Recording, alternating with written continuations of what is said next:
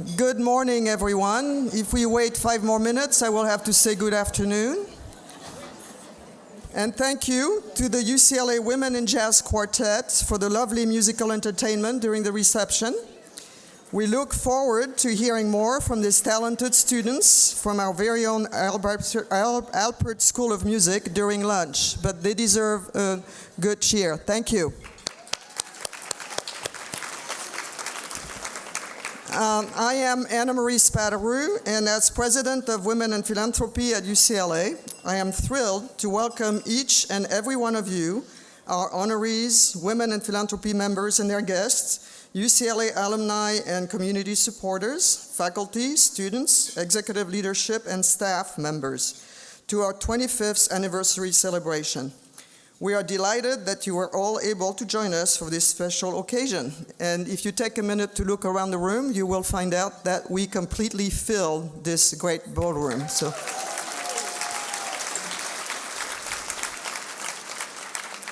15. That's a number of visionary women who realized in the early 1990s that the influence, leadership, and financial resources of women were critical to the future of UCLA. Therefore, in 1993, they conducted small focus groups reaching over 300 women donors, volunteers, and alumni. Participants were asked to answer this seminal question: do you want to learn and grow as philanthropists? The response, our founders quickly discovered, was a resounding yes. Women were eager to be heard and recognized in their own right. They wanted to develop their own identities as philanthropists. They wanted to be appointed to leadership positions on campus boards, to have a say on the impact of their donations. The rest is our history. The creation of Women in Philanthropy at UCLA in 1994. We are deeply honored to have several of our founding members here with us. If Bea Mandel, Joe Monkarsh, and Sheila Weissman would please stand.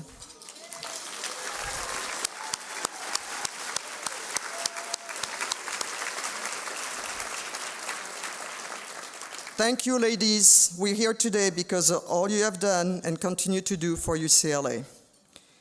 Over the past 25 years, our membership has grown from 15 pioneers to more than 2,500.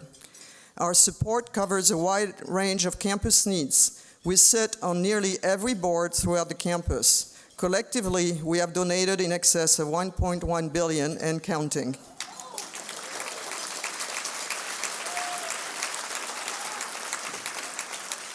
These numbers represent tremendous growth, but of course, Women in Philanthropy is just not about the amount of money we give, but about the impact our donations have on the causes that we care about. Whatever our philanthropic capacity is, we have a passion for what we support, and as importantly, we feel a responsibility to be role models and to share with a new generation how we learn to be educated and influential philanthropists. That is what we celebrate today. 25 years of women giving from their hearts, 25 years of women making an impact, and 25 years of women working to inspire the next generation of women. I would like to thank the wonderful committee who put in so much time, thought, and consideration into planning this wonderful recognition event for the last 12 months, led by our outstanding co-chairs, Judy Angel and Susan Rice.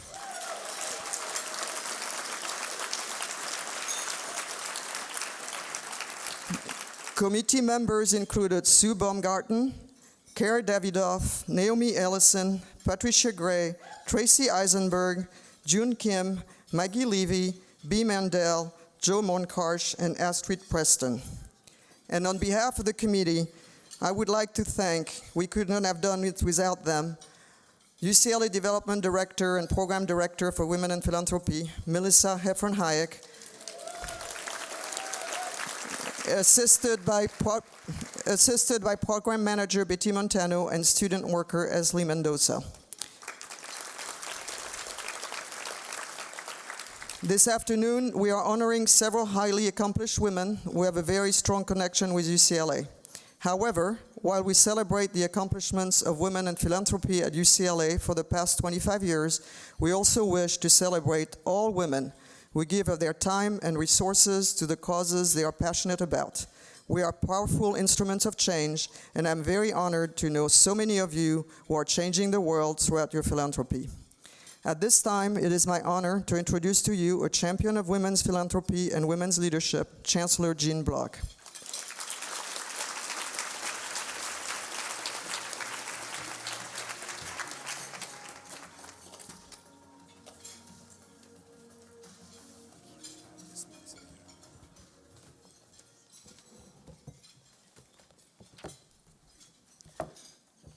Thank you, Anne-Marie, for your leadership of this extraordinary group, and it's really a pleasure to join all of you today. It's a dream when I look at this conference center. It's just really a few years old, and this is exactly what the vision was, to be able to host wonderful activities like this in this venue. So Carol and I are both so grateful to you all as being exceptional leaders. It makes our campus so much stronger. Part of the year-long centennial celebration includes looking back at UCLA. We've been doing a lot of looking back at what we've accomplished during the last 100 years, which is considerable. You know, 1 century is really a relatively short amount of time for a major university. I think Harvard might be 382 years old. I think even the little school up north, Berkeley, I think is 151 years old. So this is a young, relatively young university for a university that's so highly ranked. And in that short time, I think UCLA has contributed and achieved more than the founders could have ever imagined. When this was founded with originally 4 buildings on this campus, really no one could imagine that it would have the footprint that it has today. And Women in Philanthropy has been an integral part of UCLA's rich history, and it's certainly helping to ensure our bright future. As was mentioned, an enormous contribution to philanthropy. You're having an impact that's not only being felt now, but will be felt for generations to come. From supporting groundbreaking faculty research, and those of us that are at the faculty, often at the Faculty Senate's meeting, when we hand out your research awards, it's so special to faculty, to unique student programs and scholarships, to cultivating and mentoring women as philanthropists and leaders, this organization has really touched every corner of this campus. You've helped facilitate the work of a distinguished geneticist and an acclaimed astronomer, which I think is joining us today. That's Andrea Ghez is with us. Andrea, thank you. You supported future professional dancers and musicians and improved children's health and education. Really, everywhere on this campus has felt your impact. You've allowed our student athletes to reach their highest potential. And you've encouraged more and more women to serve on boards and leadership positions throughout UCLA and beyond, just to name a few examples. All of this is accomplished with enthusiasm, grace, and hopefully fun that characterizes being a member of an outstanding organization such as this. So I, personally, on behalf of myself and Carol, offer my sincere congratulations to each of you and the Women in Philanthropy on your 25th anniversary, and my gratitude to all of today's inspiring honorees. I mean, people that have really changed the world. So thank you for your time, your resources, your talents that you've contributed and will continue to contribute to improve the campus and change lives far beyond it. So now it's my pleasure to introduce a leader who's helping UCLA stay at the forefront of excellence. As Vice Chancellor for External Affairs, Rita Turteltaub oversees the critical areas of development, alumni affairs, government and community relations, and advancement services.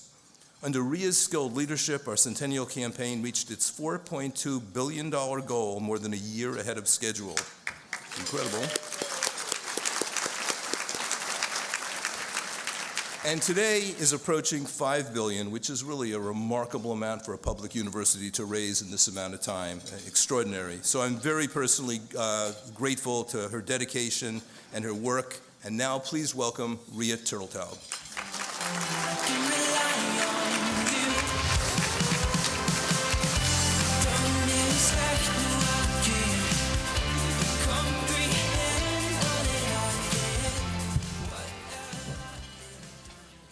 This room is beautiful. Thank you, Chancellor, not only for that warm introduction, but especially for your authentic and principled leadership.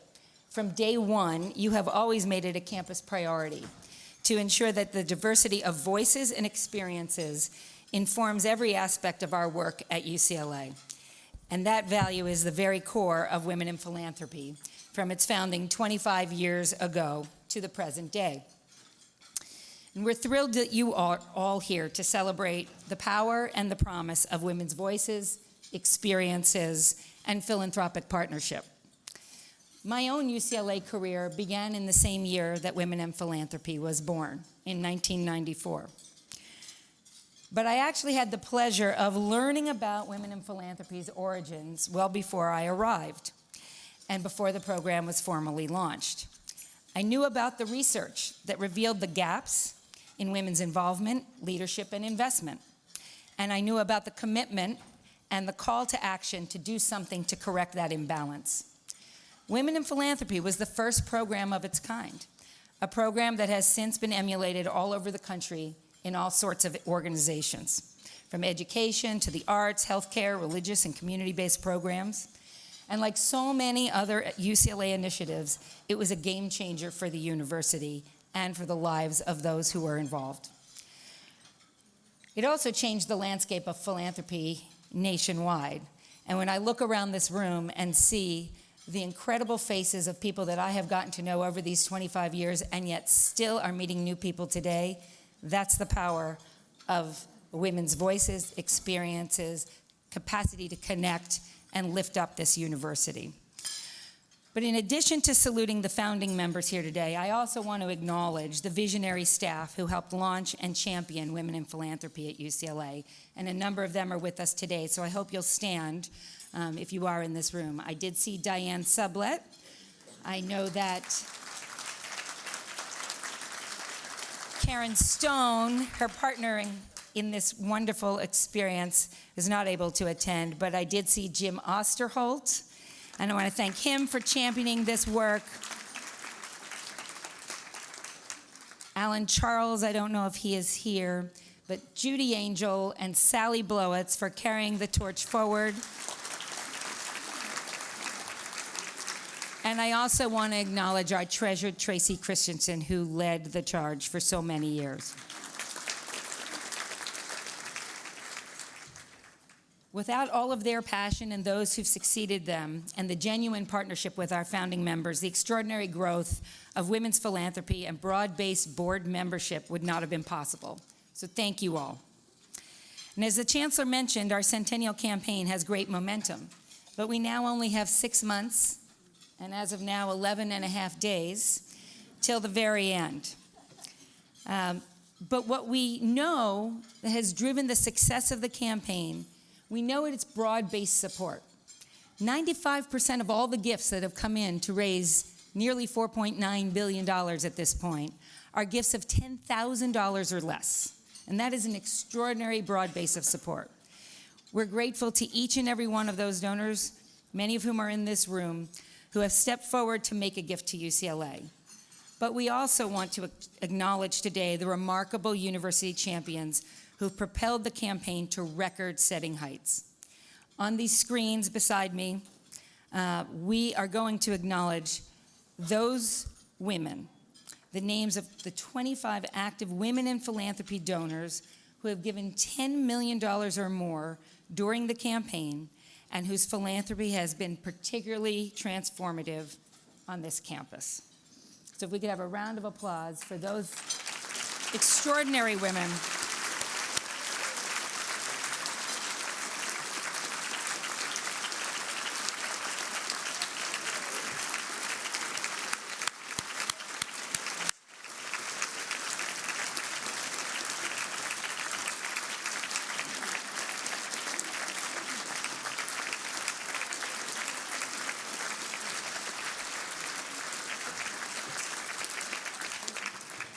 We're profoundly grateful to all of them for their generous and gracious generosity and foresight in the considerable investment in the university's future.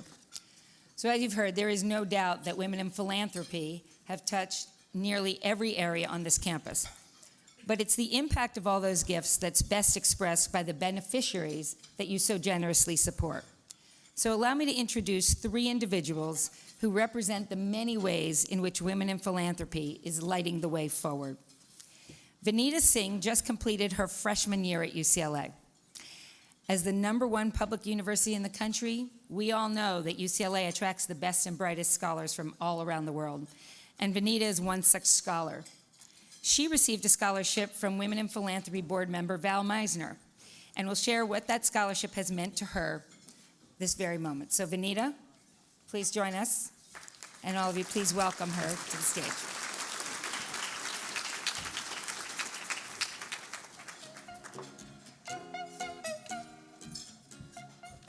Hi everyone, good afternoon.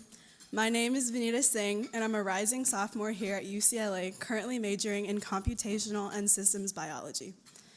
I'm truly honored to be speaking in front of all of you today, especially for the opportunity to thank everyone on behalf of myself and the UCLA student body for your extreme generosity and the tremendous impact that it has had on not only our campus, but also our lives. Born where the Ronald Reagan UCLA Medical Center now stands to 2 UCLA employees, I've been a Bruin from birth. Growing up and seeing this beautiful campus almost every day as I waited for my parents to finish their work, and then witnessing my brother attend and graduate this school, my heart was set on being able to be a part of this community from a young age. UCLA, being a UC, was also one of the more affordable options when it came to pursuing a higher level education. This only added to the already very high interest I had in it. When college decisions came around, every acceptance and scholarship gave me joy as it reaffirmed the hard work that I put into the last 4 years of high school. However, a part of me was worried that UCLA would no longer be the cheapest option. In particular, USC had offered me a merit-based tuition scholarship. While I was ecstatic about having options, I felt a pressure on myself to pick USC over UCLA. Even though my heart was with UCLA, I couldn't help but feel guilty for choosing my own preferences over what was financially the most reasonable decision for my parents. May 1st was quickly approaching, and with each day that passed, I solemnly began to accept that I might not be able to attend my dream school. It was extremely frustrating to know that I had put in all the hard work and it still wasn't enough. And then I got an email from the Goldship Alumni Scholarship Office saying that Val Meisner had chosen to fund a scholarship for me. A few days later, I got a call from Angela Deaver Campbell, and she told me that I was also receiving the Thelma Culverson Scholarship. I was elated. I couldn't believe that the future that I had dreamed up for myself had just been handed to me by the generosity of 2 women that I've never met before.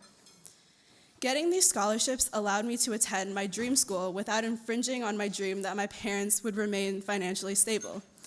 It freed me of any guilt that I had for putting myself first, and I cannot express in words the gratitude that I felt and still feel about this. These scholarships go beyond the surface level financial help. They provided me with a support system, a group of people that I can go to when I need help, or feel stressed, or simply just want someone to talk to.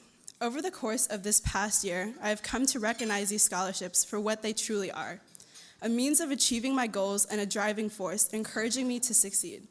I was given the gift of being able to put 100% of my energy and focus into my schoolwork, and every day this inspires me to push myself so that one day I might be able to give this gift to someone else. Thank you.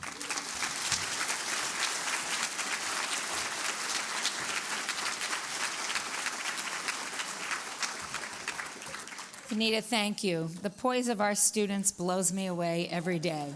That's a freshman, just finished your freshman year. Now, in addition to attracting bright scholars like Vineeta, UCLA is renowned for attracting world-class faculty, and support for them allows our first-rate faculty to continue their groundbreaking research. Women in Philanthropy member Marcia Howard's gift established the Marcia H. Howard Term Chair in Literary Studies, and the inaugural chairholder is Professor Ursula Heija, who holds a joint appointment in the Department of English and the UCLA's Institute of the Environment and Sustainability. Unfortunately, Ursula is out of town today, but we are honored to have David Schaberg, Dean of the Humanities at UCLA, share how such a gift can empower the work of faculty. David?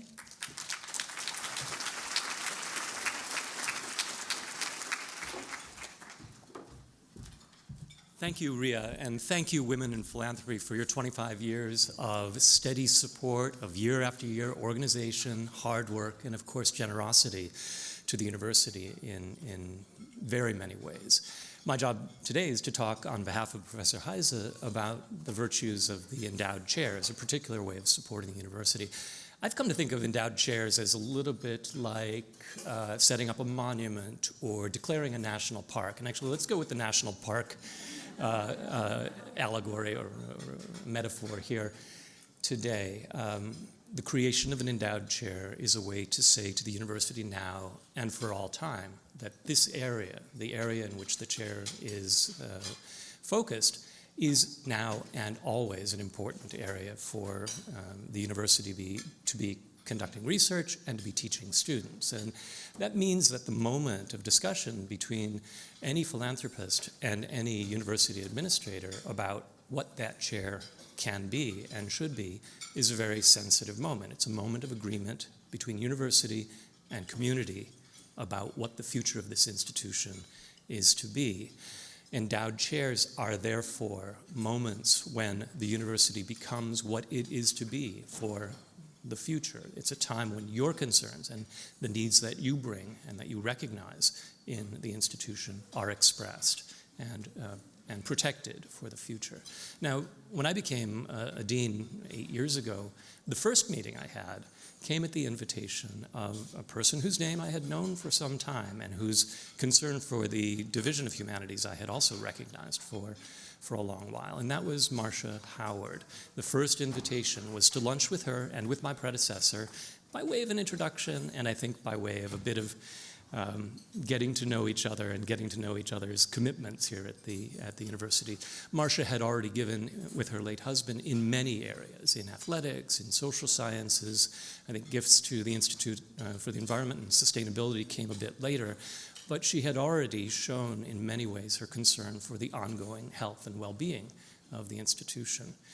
I soon learned that what I would get from Marcia was to be partly an education in how best to pursue my work. She made clear the things that she cared about, which especially included English literature, but also included, and increasingly at that time, a concern for the environment and for the protection of the environment and the protection of animal rights.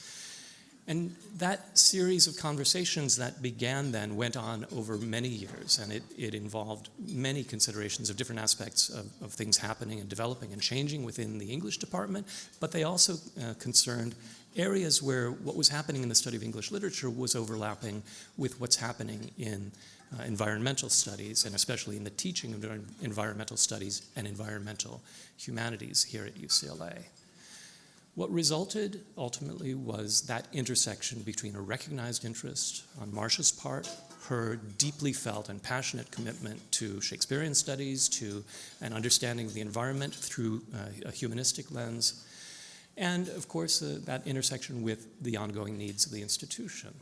And the beautiful expression of her interest in our activities is the Marcia H. Howard Term Chair in Literary Studies, which is focused in Shakespearean studies, but is also designed to support environmental studies. Now, as it happens, a number of years ago, we were in the position of recruiting from Stanford the top environmental humanist, Ursula Heise.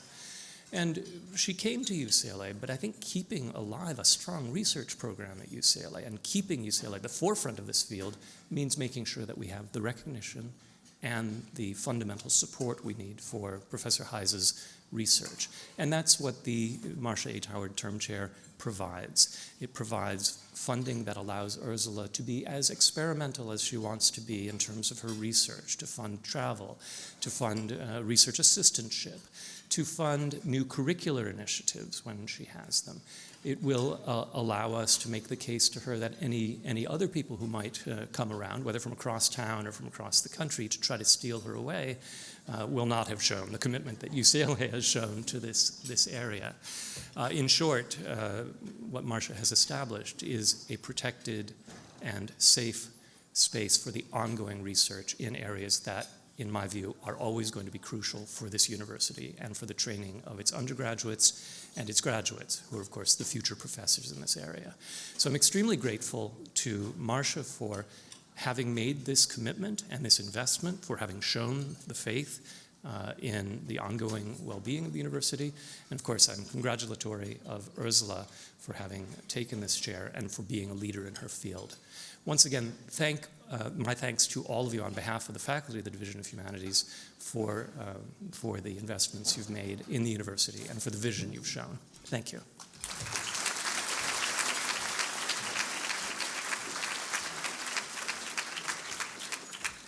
David, thank you so much. Lastly, in recognizing impactful philanthropy, I want to recognize that there are so many women in philanthropy donors that impact the health and the well-being of so many people beyond the campus. With the #1 hospital in Los Angeles and #7 in the nation, as ranked by U.S. News and World Report, UCLA Health is known for pushing the envelope in its mission to deliver leading-edge patient care, research, and education. And the David Geffen School of Medicine, in its work to advance its work in educating the next generation of clinicians and scientists in women's health care, is also at the forefront of their work. Women in Philanthropy member Iris Cantor has enabled 3 pioneering centers at UCLA to serve women. The Iris Cantor Center for Breast Imaging, which deployed a mobile unit to serve the community.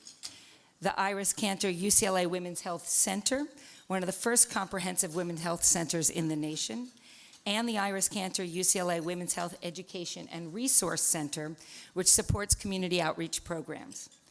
Her visionary gift also funds the Iris Cantor Endowed Chair in Women's Health, currently held by Dr. Janet Pregler, Professor of Clinical Medicine at the David Geffen School of Medicine at UCLA, Director of the Iris Cantor UCLA Women's Health Center, and Director of the UCLA National Center of Excellence in Women's Health.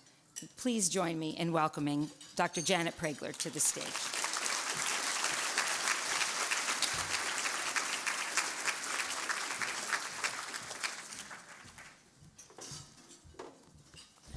Thank you. It's just amazing and terrific to be here and to see this room filled with philanthropists supporting our work here at UCLA. So for my life's work and the work of so many collaborators, Iris Cantor's leadership allowed us to finally bring a focus on women and women's issues to academic medicine and medical research. Some of you may have seen an article in the Los Angeles Times, which was published on May 30th by Deborah Netburn. It was entitled, "Researchers Avoid Messy Hormonal Female Mice." Did anybody see that one? I know my board did, okay? And that hurts women. In it, she described how generations of medical researchers worldwide focused on a male model, where most studies, such as those on preventing and treating heart disease, which is the #1 killer of women, as well as men, were performed in male patients.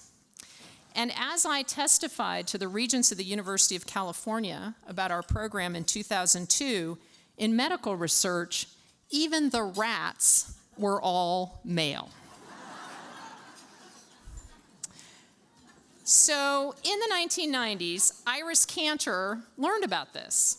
And she was really in touch with a group of congresswomen at that time who were pressuring the National Institutes of Health, the leading funder of medical research in the world, to be sure that women received attention in medical studies. And it's really a wonderful story. For those of you who know Iris Cantor, she truly takes no prisoners.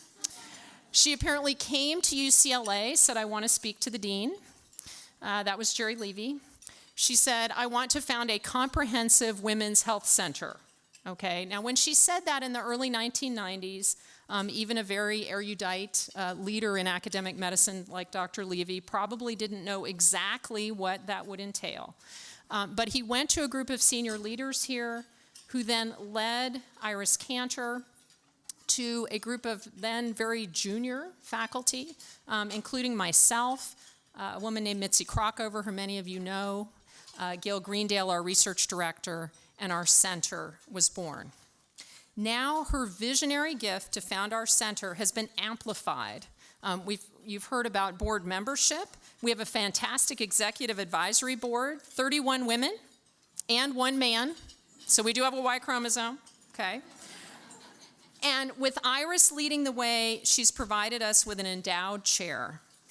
And it was a group effort between Iris Cantor and the members of our board to do this. And again, just as Dean Schauberg was saying, he used allegories to talk about that. I guess the word I would use is it puts us in the big leagues, okay? That's the sports metaphor.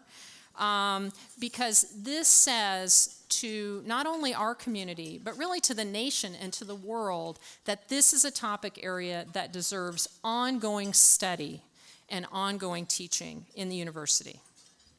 Our board's generosity has made UCLA a leader in women's health research internationally by investing in pilot research projects that produce data leading to major research grants.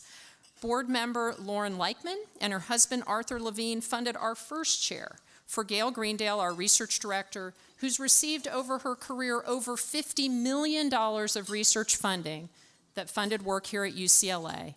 And it secures that long-term leadership and mentorship for our efforts. When finally in 2015, over 20 years after this pressure started in Congress on the National Institutes of Health, they mandated research to include both females and males. 1/3 of the scientific papers they quoted to support this mandate were from UCLA.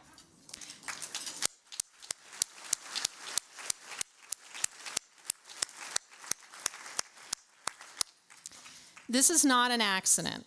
This is a product of vision and investment. I just received an invitation to address the Leaders Conference in October. This meeting brings together senior professors in women's health from medical schools across the United States and Canada with the goal of increasing endowed chairs in women's health. They've asked me to present a case study of how Iris Cantor's leadership and our board's support has made so many of our preeminent programs in women's health at UCLA possible by multiplying the incredible skill and effort of our faculty. So I'd just like to close with something I recently read. As some of you know, I grew up in Topeka, Kansas, and we didn't read a lot or in fact any Virginia Woolf. However, my daughter Kate is a big fan. And she was an author born in the 1880s, I've learned. In 1928, she wrote A Room of One's Own, which was originally an essay that she read to an art society.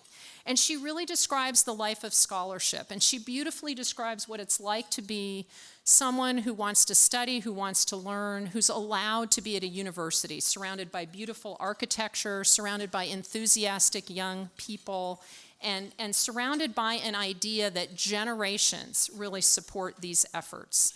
And this quote, she's talking about Mrs. Seton, who was the mother of a fellow scholar that she knew.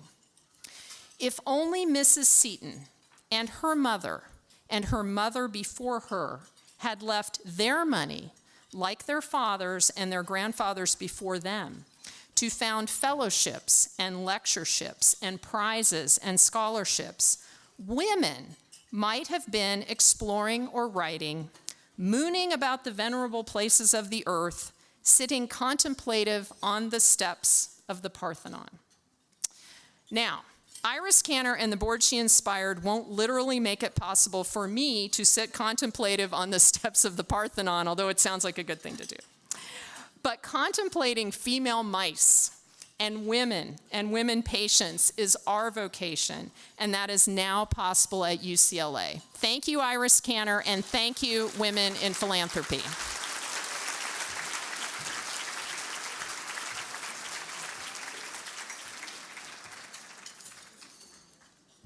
Well, it's an absolute treat to be able to look out at this room and realize that we have fulfilled together Virginia Woolf's vision. Thank you all once again. So we've had the opportunity now to honor Transformative Philanthropists, and to recognize impactful support, and it's time to move into the awards portion of our lunch today. So at this time, I'd like to ask Carol Goldberg, the John D. Verrett Distinguished Professor of Law Emerita and current co-chair, former Vice Chancellor of Academic Personnel, I can't forget that, and the current co-chair of UCLA Centennial Celebration Steering Committee, to come up to present our first Impactful Campus Leader Award. Thank you, Carol.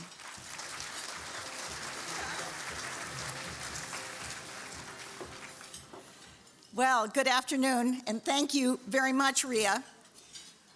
The recipient of our first Impactful Campus Leader Award represents everything that UCLA is about and all that Women and Philanthropy stands for. This remarkable woman, my longtime colleague and friend, has been a visionary at UCLA for 50 years. Yes, bravo. And I am talking, of course, about our distinguished Dean of the Herb Alpert School of Music, Dean Judy Smith.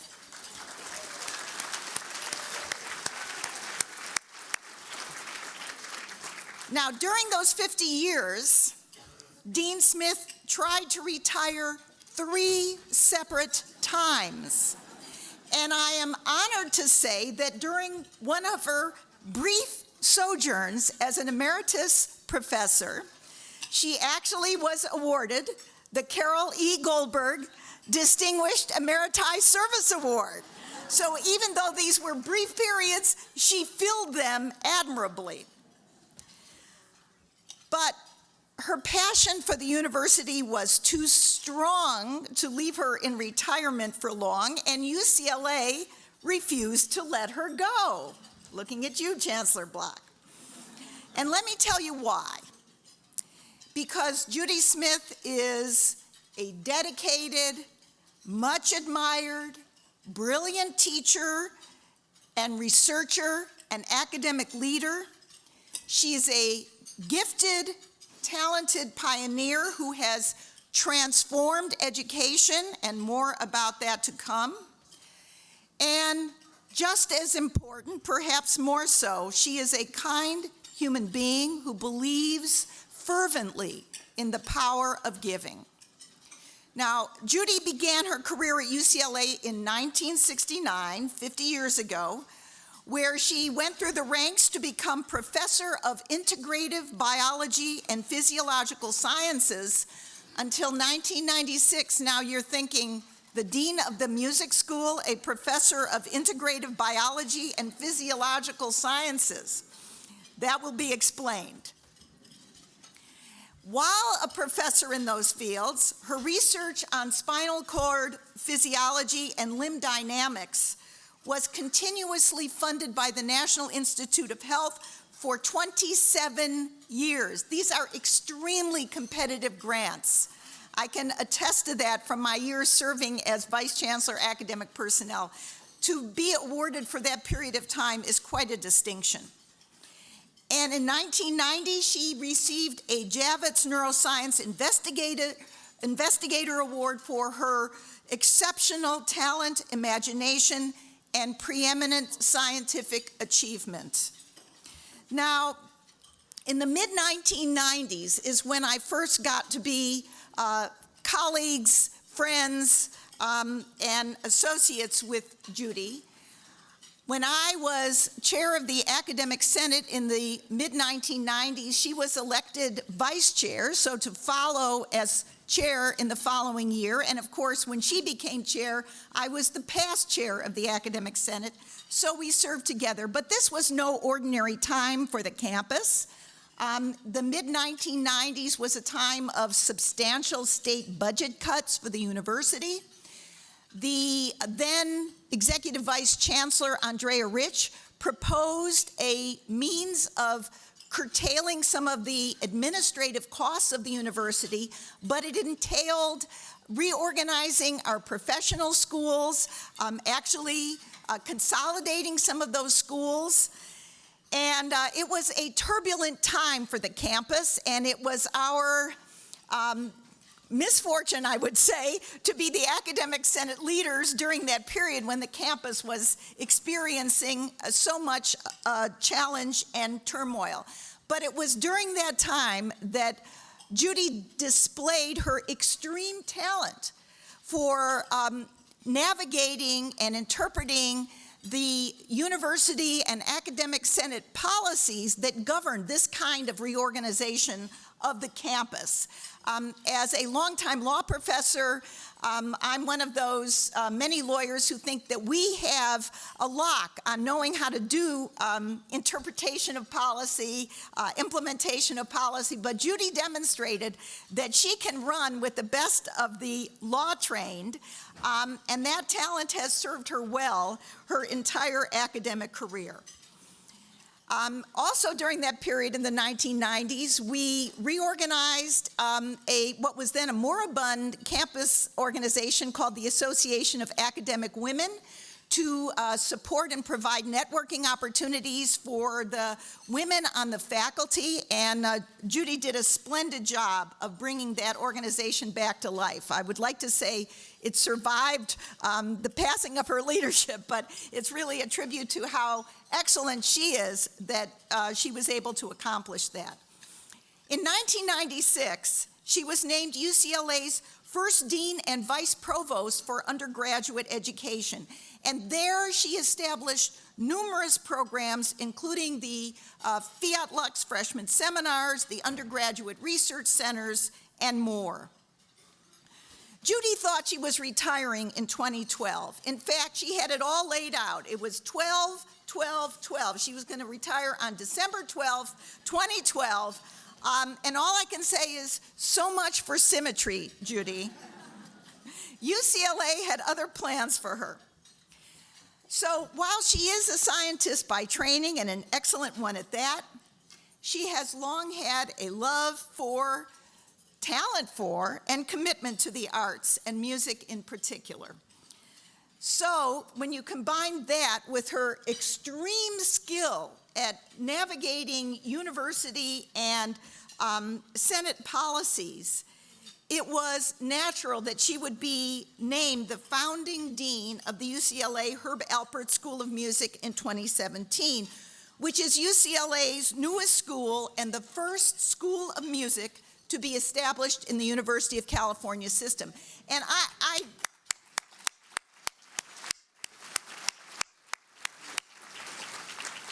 I know we have athletes here, so I'm going to make the analogy to degree of difficulty for dives and otherwise.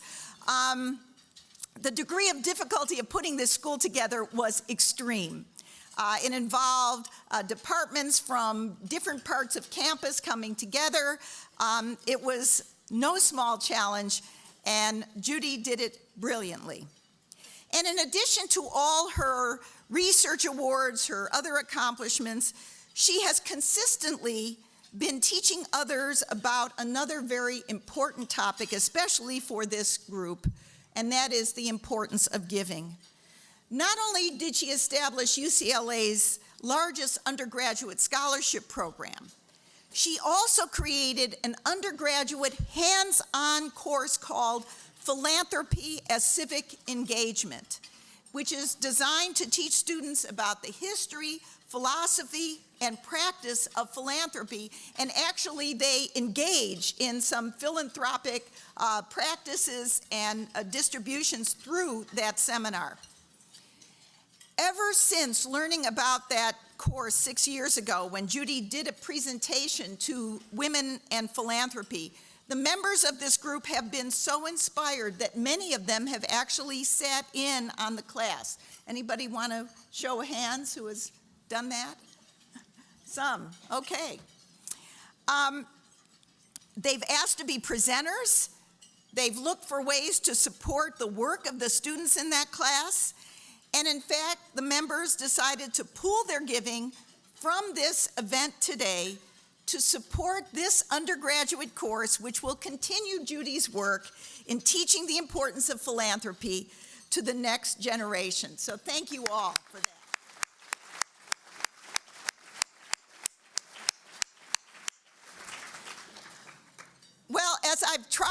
explain, Judy has made a difference at UCLA in an endless array of ways, but we've tried to do more of it some justice with a brief video, which I would now like you to see.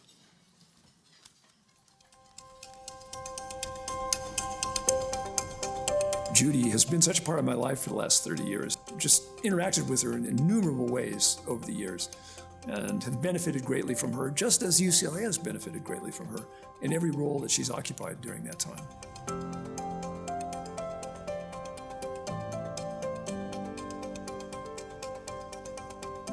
I owe Judy an enormous debt of gratitude for opening the doors for what has been a remarkable and very satisfying career over 3.5 decades here at UCLA. She really taught me everything I know, certainly about undergraduate education, but also how to get things done.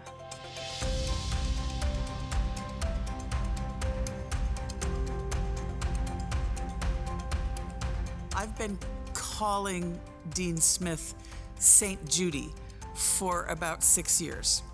We were advised that we should decide on a new dean for our fledgling School of Music. And Scott Waugh threw us a life preserver by making mention that he would ask Judy Smith to come out of retirement.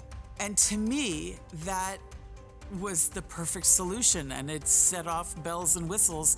And I said, yes, that's exactly who we need. Judy Smith would come in like St. George slaying the dragon, and she would be our St. Judy. She really got faculty who never related together in a single school to think through all the different issues involved in creating a school, creating new departments, finding new ways of relating, and she got them to produce a vision for the school out of nothing.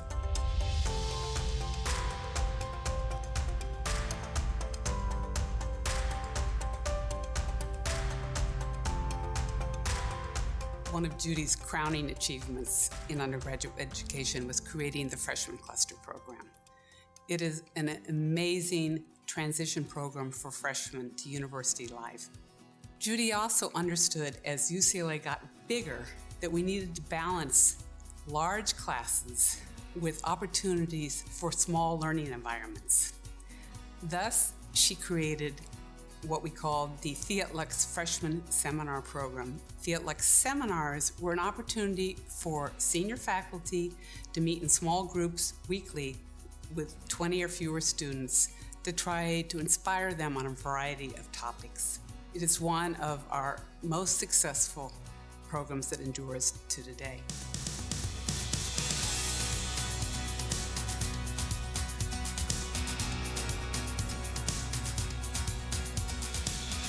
In 2019, Judy Smith will have been at UCLA for 50 years.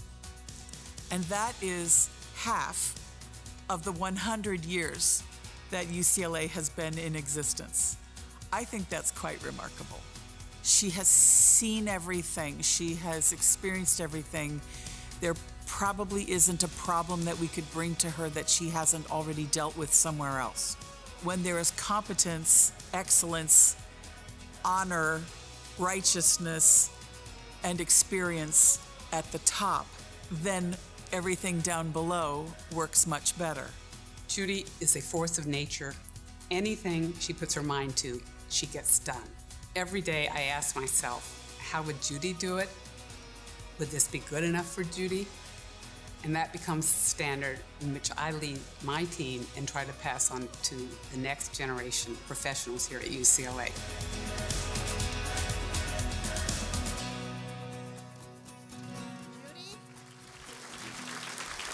Would you join me up on the stage?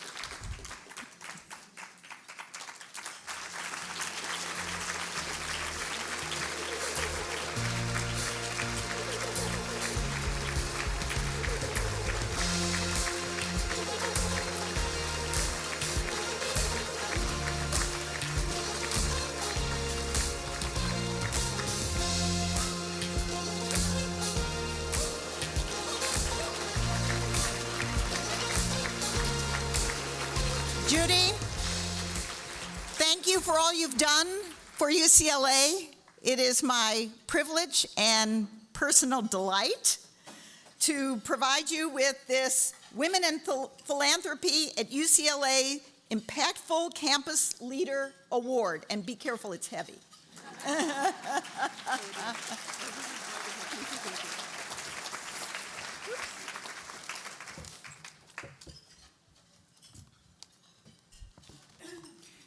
Well, I'm not often speechless, but this probably comes close to it.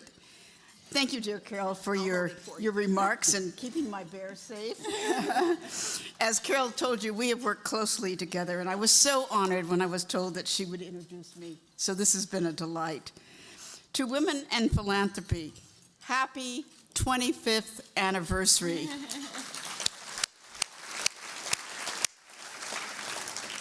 And thank you so much for recognizing me as an impactful campus leader. I'm just full of impact right now, and I'm so grateful to be honored by my peers, my dear colleagues, many who are in the audience, past students, colleagues. It's so awesome, and I'm just deeply grateful. When I started in 1969, I was only 10. I only wish.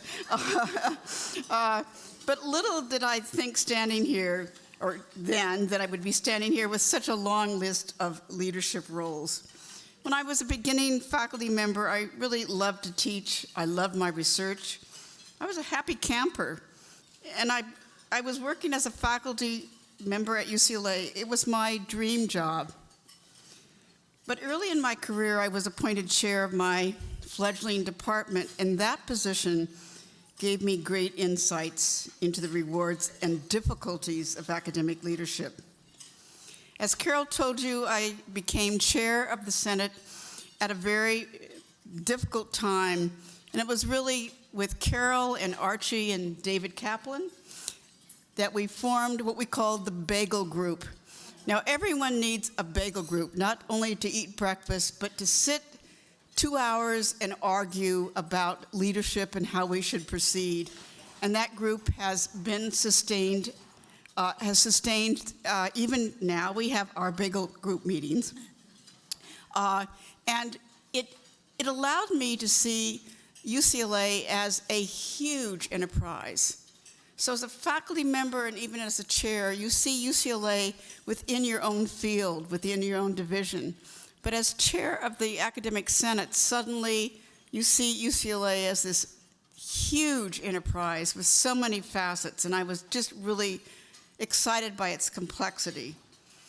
I also learned, as Carol said, what it takes to start a new school, because during this period of turmoil in the early and middle 1990s, one new school was started, and that was the School of Public Affairs, and I see the dean sitting there. Well, I actually worked closely and observed Archie Kleingardner, who served as the founding dean for that school. Who knew? So many years later, I would be doing the same thing for the School of Music. As you heard, the position I've held longest was that of Vice Provost and Dean for Undergraduate Education. To me, that was my most creative period. Now, as a dean of a division or a dean of a school, you have your colleagues, you have faculty. Some are great, some are problems. But as vice provost, I could choose every faculty member I wanted to work with. I could pull the cream of the crop. I didn't have problem children. So it became my most creative period. And Lucy, who's here, I want to thank you for your kind words. Lucy and I became partners. I worked with staff. We created teams. And that really is, to me, the key to success. You can do nothing by yourself. You really need to bring people to work with you in a collaborative venture. And that's what I had when I established the Division of Undergraduate Education. The last project, literally as I was going out the door that I started as vice provost, was this class that Carol talked about that related to philanthropy as civic engagement. Now, this course I designed to help students early on understand how giving back, especially community, could be so important. Did I have the background? No. Did that ever stop me? Well, sometimes, but not in this case. So what we learned in this class is that students have this heightened desire to help. They are enthusiastic, they're passionate, and they chose community partners that gave back with the passion and enthusiasm. It was difficult every year to raise the money, so every year we tried to give the students $100,000 so they could make donations after they studied certain nonprofit organizations. And Women in Philanthropy was really the first group that gave us support and helped us raise this money. In fact, they're doing it today. So since 2012, 120 students have helped 22 nonprofit organizations, and they've awarded over $600,000. This class is critical. This class needs a permanent endowment. My only pitch today. Yes, thank you. Now let me come to my last 4 years. I was recalled by the provost to help establish the School of Music. Now remember, as chair of the Senate, I watched Archie Kleingartner start the School of what is now called Public Affairs. So I kind of knew both the difficulty and the issues. I would say that everything I have done at UCLA, every trick that I learned, every stone that I turned over, has been necessary. This has been the most challenging job that I've done. And again, I've worked with wonderful colleagues who are back here, both leaders. Juliana is one, as an associate dean. This has been difficult, and I thought that in 4 years I could maybe tie things up in a bow that would be perfect. No, nothing is ever perfect. We've made a lot of progress, but as the new dean will come, she too will have a lot of challenge, a lot of joy, and a lot of success. So I end by saying that UCLA has transformed me. And 50 years is a long time for transformation. I have made lifelong friends. Carol is one, but there's many others in the audience. I've learned to lead, and I've learned to give. At Women in Philanthropy, we all learn about the challenges UCLA faces and the positive impact our support can have. Every gift makes a difference. I salute all members here. Women united make a powerful difference. Thank you so much for this honor.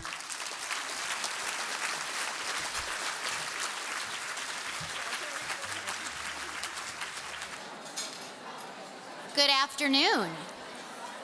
I hope you've enjoyed lunch and the entertainment. Thank you again to our Women in Jazz Quartet from the School of Music, and Xenia for that beautiful violin. I had it written here, but it's gone. Oh well. I'm Judith Angel, one of today's event co-chairs, and I'm honored to present our very first Women and Philanthropy Alumna Award to Sherry Staglin, our honoree, with whom I have a very unique connection. My husband, Bob, and Sherry's husband, Garen, were college roommates and fraternity brothers right here at UCLA. I want to begin by telling you a little bit about this very special person, Sherry Staglin. She holds a BA in International Relations from UCLA and both an MA in Public Administration and a Master's of Public Health from New York University. While living in Washington, D.C., she became a legislative assistant to a senator without a law degree. While in New York City, getting her MPA and raising her son, Brandon, she managed a program to provide skills to unemployed workers, helping them become para-school nurses with no nursing training. Back in California, she created and implemented a certification program for all paramedics and ambulance drivers, and you guessed it, with no medical degree. When the family was able to buy a vineyard in 1985, she audited classes at UC Davis in enology and viticulture. As CEO of the Staglin Family Vineyard, she has been responsible for producing some of the finest and most highly rated wines in California. Sherry has turned Staglin Family Vineyards and its motto of great wines for great causes into the world's most philanthropic winery. They have raised over $1 billion worth of $1 billion for the charities that they have been supporting through the sale of their wines at auctions.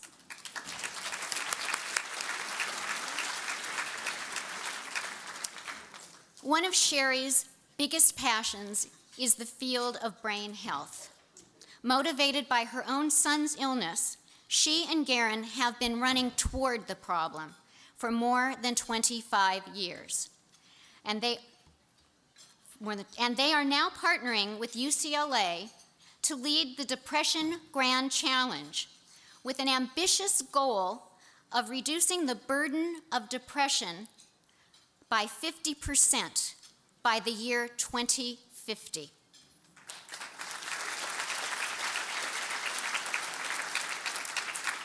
She is also a leader in the production and creation of a 10-year documentary series on brain and mental health with none other than Ken Burns and PBS.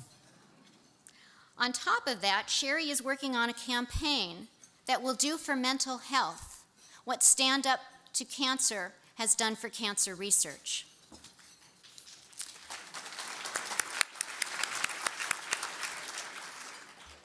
Sherry's husband was not able to be here today, but he described his wife.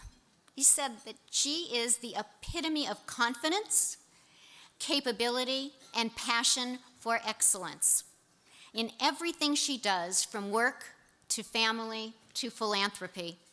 I couldn't agree more with Garen. That is Sherry Staglin. She is a trailblazer, and we are so lucky that she is trailblazing for us here at UCLA. Sherry, it is truly an honor to present you with it's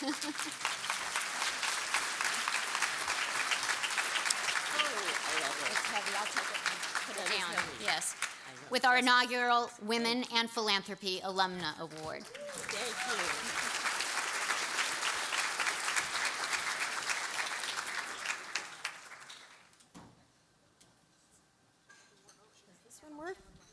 Yes. You're on. Oh, am I on? Okay. So you already know I met Garen 55 years ago here at UCLA, and he was from an Italian-American family, and they drank wine. And I was from South Dakota, and we drank milk. So I learned about wine from Garen's family. They always served it at dinner. They didn't live that far away. So I really enjoyed the wine, and over time, we graduated together, and when he went north to Stanford Business School, I stayed here and worked.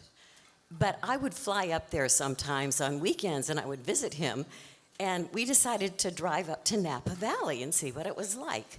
Well, we fell in love with the place, and the people, and the wine, and we said, wouldn't this be fun to do someday? So be careful what you wish for, because over time, we did get married in '68, and then subsequently, years later, we had a son and then a daughter. And in 1985, we were able to begin our dream by purchasing a fully producing vineyard in Napa Valley. we were able to do that with our 2 children whom we gifted, and now they own it with us. And so it's been really gratifying. Our second child, Shannon, is the president of our winery business.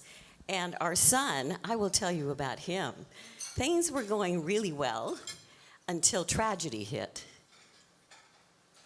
Brandon had an acute onset of schizophrenia at the end of his freshman year at Dartmouth. We had no idea what this was, what was going on. It took us some time to find the right diagnosis, the right doctors, the right medications, and the right therapies, and for sure it takes unconditional love. But what we know now is every family lives with or is touched by a brain illness of some sort. Either it's within your own family or it's a close friend, and it lives in each one of our lives. So what we decided to do in 1995, 25 years ago, is start a music festival on our vineyard. Let's do something happy. Let's bring it out of the closet. Let's talk about, we called it then, mental health. Let's talk about mental health. We'll serve it with great wine. We'll have a wonderful performance, and we'll have a super chef from someplace. Well, we did that. So it was extremely successful the first year. Beyond our wildest dreams, we raised $60,000. But now, today, we've raised over $380 million total.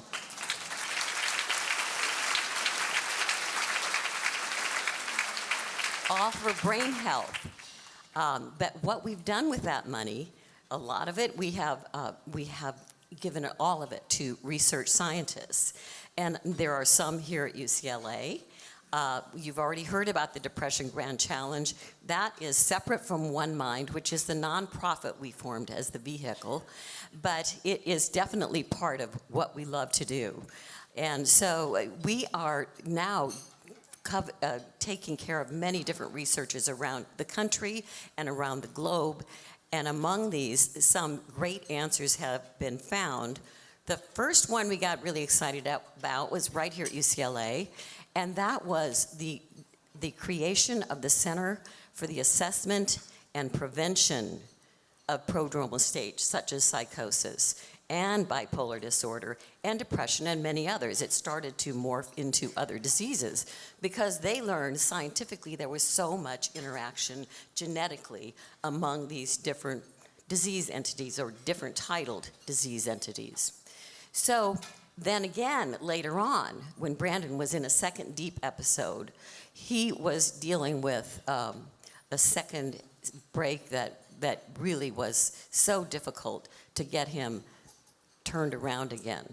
And I sort of begged one of the research scientists at UCSF near us. I said, won't you take Brandon as a research subject? And she did. And another woman. And so it was really great because Brandon was able to be part of this research. And in the beginning, they tested him. And after 3 weeks of doing this work on computer games, exercises to change the brain pathways, he tested remarkably better. He had raised his cognitive capabilities unbelievably, and his sense of well-being had really soared. So, and we could see it socially within our own home because we entertained so much. And he was always welcome to sit with us for dinners, for come to receptions, etc. And he was joining us more and more for longer and longer. So we were so proud of him. And he worked hard to turn this tragedy into triumph. And he is here today as the president of One Mind. Stand up, Randy. Thank you.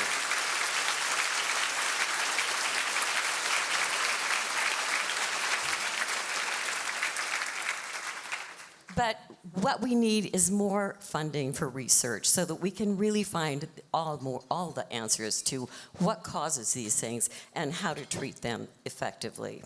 So we need more money, right? And to do that, we have to gain the public will, which means that we have to turn the idea of stigma and discrimination around. Because the funding for brain issues is so much further down the totem pole as cancer or heart disease. These are important diseases to study and find the answers for. But the widest spread illness in the United States is depression. Okay, and that's one of the things that led us to start the Depression Grand Challenge. And here today is Nelson Freimer, who leads that, Dr. Freimer, and Dr. Michelle Kraske, who is the lead, what do we call it? Innovative Treatment Center lead. So, and the goal is, yes, to look at 100,000 cohorts and figure out by 2050 what are the causes and cures for depression. So, and to relieve the burden of depression by 50%. So that's a, quite a far reach for a goal. But to get the public awareness, two friends are here, one from PBS. You heard Ken Burns mentioned. I can't say any more about it because the official announcement hasn't come out. And Lisa Paulson, who is the founder of Stand Up to Cancer. So we're headed to great things. Oh, did I get that wrong? No, I didn't. That was you. So it's been a great, fun experience to try to fix this terrible illness and have our family do it with us. So I would like to thank every one of you, and remember what you can do. Talk more about mental health. Talk more about brain health. And we call it brain health, not mental health, because nobody discriminates against the brain. Nobody sees stigma related to the brain. And there's no shame or blame when you're talking about an organ of the body called the brain, which is what it is. And so let's do this together. Let's talk about it. Thank you.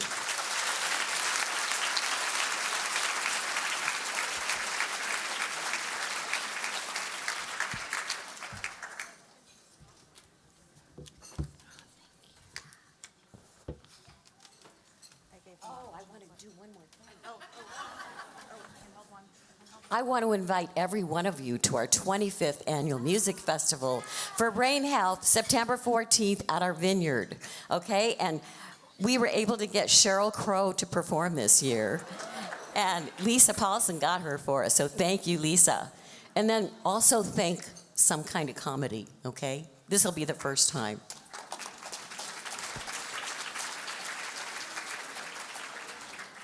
Ladies and gentlemen, please welcome to the stage UCLA Chancellor Jean Block.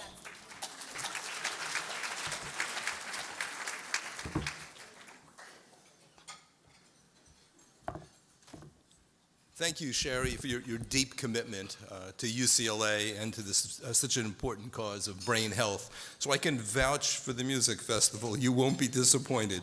The music is fantastic. The science is accessible, so it starts off with lectures that are totally accessible to the public, so you'll enjoy those. And then there's some wine tasting. I think you'll enjoy that as well, so it is really special. So now I'm honored to present the inaugural Women in Philanthropy Icon Award to a true icon, a business and academic leader and philanthropist. Sherry Lansing has served as on the UC Board of Regents since 1999, one of the longest serving members. That is long service. There are many meetings, and there are many phone calls between meetings. It seems like a full-time job when I meet regents and you talk to them about the work they do. They have extraordinary commitment to obviously a voluntary assignment, and they make the university run. They really make the decisions that they have the long-term perspective to make sure the university remains healthy. Sherry was appointed by Governor Davis and reappointed by Governor Schwarzenegger in 2010. She also served as UC Regent Chair from 2011 to 2013, so she led the group for 2 years. During her nearly 30 years in the motion pictures business, Sherry was involved in the production, marketing, and distribution of more than 200 films, including Oscar winners like Forrest Gump, Braveheart, and Titanic. In 1980, she became the first woman to head a major film studio when she was appointed president of 20th Century Fox. She was later named chairman and CEO of Paramount Pictures, where she had a remarkable 12-year tenure. Sherry's philanthropic efforts are just as admirable as her professional accomplishments. As founder of the Sherry Lansing Foundation, she is dedicated to supporting cancer research, health, public education, and more. She's also the co-founder of Stand Up to Cancer Initiative and serves on numerous boards, including the Broad Center and the Broad Museum, the Entertainment Industry Foundation, Scripps Research Institute, and the advisory board for the UCLA Nazarian Center for Israel Studies. So extraordinary engagement on this campus as well as the UC as a whole. Sherry represents all that Women in Philanthropy at UCLA stands for, and we're really grateful to her contributions. And she is, as we said, someone said, force of nature. She is a force of nature. She has incredibly good common sense. She brings that to the board in endless discussions and has made such a huge impact on this campus, which we're grateful for. So it's my distinct privilege to present the inaugural Women in Philanthropy Icon Award to Sherry Lansing.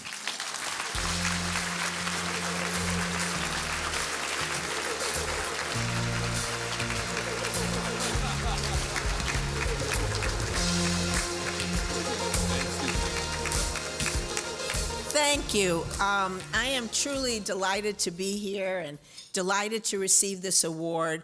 Having it come from you, Gene, makes it especially special because Gene has been a visionary chancellor and he has been so much a force of making UCLA everything that it is today.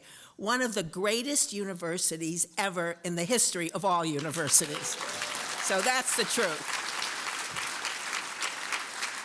I have to say, this is the room where we have our regents meetings, and it has never looked like this. So it is so strange to look at this beautiful room, and then in about 2 or 3 days, we'll have a meeting here of health services, and it will not look at all like this. That's all I can tell you. So congratulations to the committee for doing such an extraordinary job. I am deeply honored to receive this award. And as I said before, it is especially wonderful to receive it from Jean.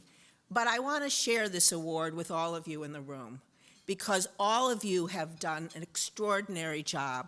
You've been an inspiration to me and everybody you come in contact with. The Women in Philanthropy group has raised so much money and so much awareness and given so much of their time to make the university everything that it is today. And your impact is felt throughout every single building, every single program, every single student that attends this university. So in my mind, you are the ones that should be honored. And so I share this award with you. Whenever I'm honored for anything, actually, there's always one special woman that I want to thank. There's always one special woman that stands with me today and whose memory I really want to honor, and that is my mother. Everything that I am is due to her, and everything that I learned about philanthropy was from my mother. We weren't a particularly wealthy family, but my mother never, ever saw anyone in need that she didn't reach out to help. And she always used to say to me, "There but for the grace of God go I." And so I saw how she gave of her time, and when she could, she would write checks. And it wasn't the amount of the check, it was the fact that she did it. And so when I watched my mother, and when I watched her never, ever, ever pass up anyone in need, I knew that that was a privilege. It was really a gift to be able to help somebody else. It was really the greatest gift of all. So when I think of this award, I want to say that I accept it in honor of my mother, and I share it with all of you. And thank you again. I think I'm supposed to sit down.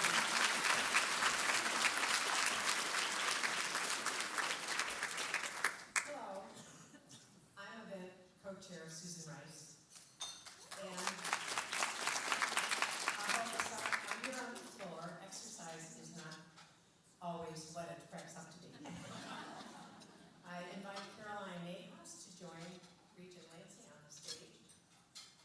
It gives me personal pleasure to introduce Caroline, our very own Woman in Philanthropy alumna. She's a lifetime member and also a UCLA alumna. A vice chair of the global organizational consulting firm Korn Ferry, Caroline was the first woman partner of a major firm in Los Angeles. Now, in addition to vice chairman, she is senior client partner for board and CEO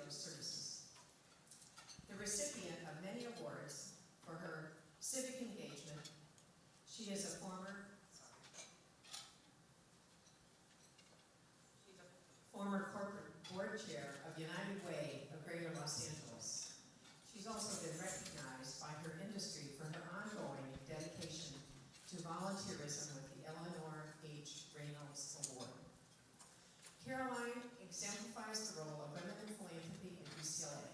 Starting as a donor and volunteer with the Scalapians, she is now a generous donor to undergraduate student education and also to the UCLA Anderson School, where she serves as vice chair of the board of advisors. So, we are so happy to have Caroline today. So listen now and enjoy a conversation and discussion between Sherry Lansing and Caroline Nahas. Thank you, Susan. Sherry, it's so much fun to be here with you. And I was thinking UCLA, philanthropy, and women. UCLA, you were chair of the Board of Regents, but you told me that UCLA was your favorite. It is. Yes. Secondly, women.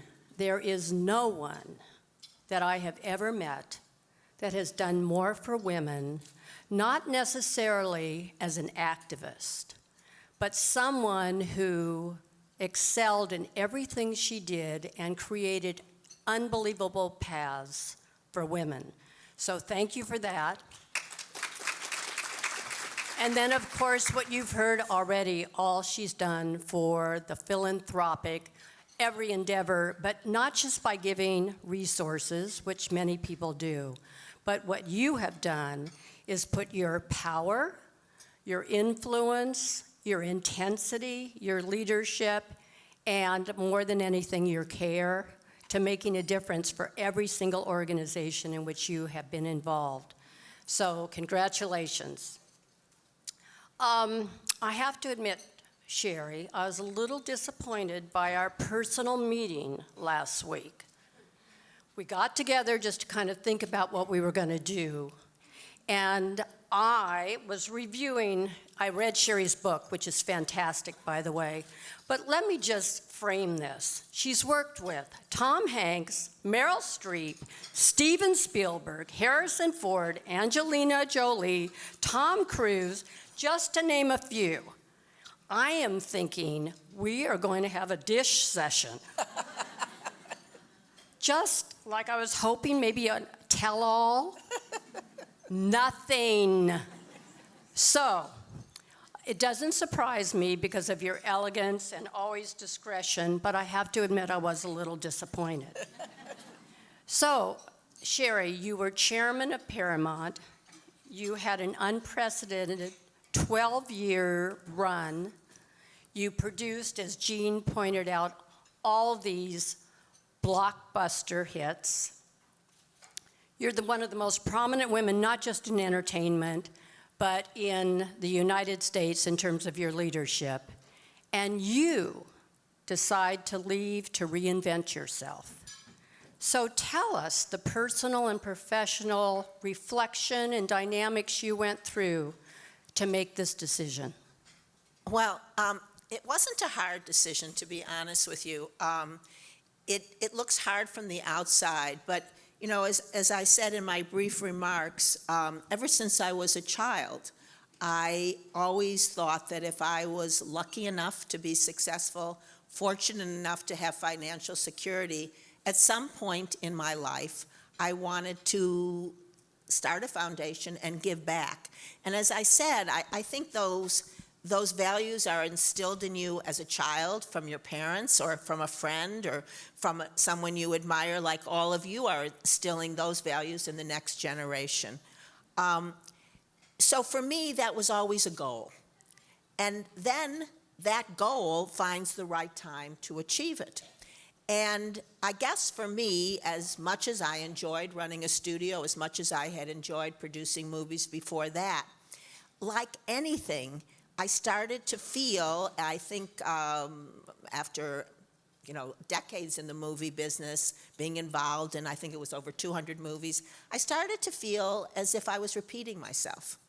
The highs weren't as high. I didn't get as excited about things. And similarly, when a picture didn't work, the lows weren't as low. I didn't get as sad about it. And as I was watching that, I was thinking, oh my God, I don't want to turn out to be the kind of executive that doesn't have the same passion that he or she used to when they started in the business. I don't want to be one of those people. And then I thought, I'm not losing my passion. My passion is just moving to other places. And so I watched my passion start to be interested in education. And I watched myself wanting to be at an education meeting more than read a script. I watched myself be very interested in cancer research. I'd lost my mother to ovarian cancer, so that was a cause that found me. And so I started to want to be there. And once I knew that, I had to make a plan. And I very concretely chose 60 as the age in which I would rewire, not retire. And I remember choosing 60 because I thought at the time that 60 was young enough to have a whole new third chapter, but not so young that you could wait. And so I started telling everybody, you know, when I'm 60, I'm going to leave. And I remember somebody saying to me, you shouldn't tell people that. And I said, why? They said, well, because they'll think you're going to leave. I said, I am going to leave. I said, that's really what I'm going to do. And I'm not going to stay in the movie business. And so I kind of had put my toe, whatever you want to say, into the various areas that I was interested in. So I got involved in many cancer organizations, got involved in many education. I became a regent.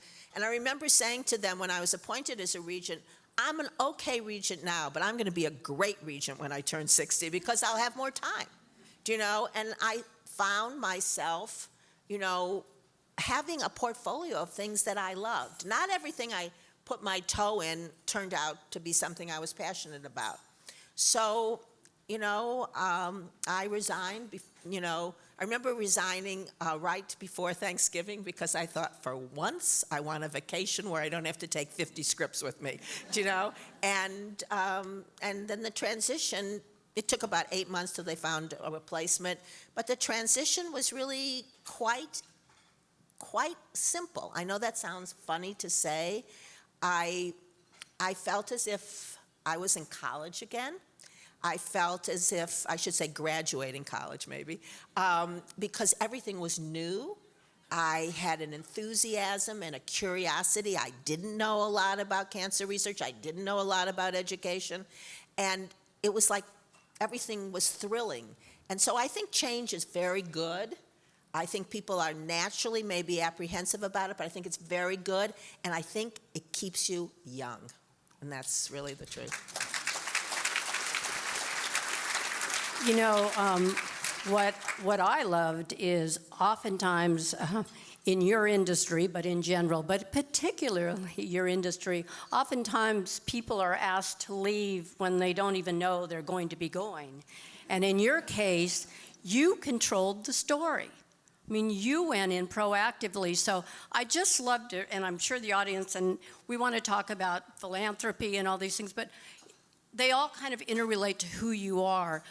What was the reaction when you walked in and said, I'm going to be leaving, as opposed to generally the, whoever they are, the men in power or women in power, come in and tell you when you're leaving?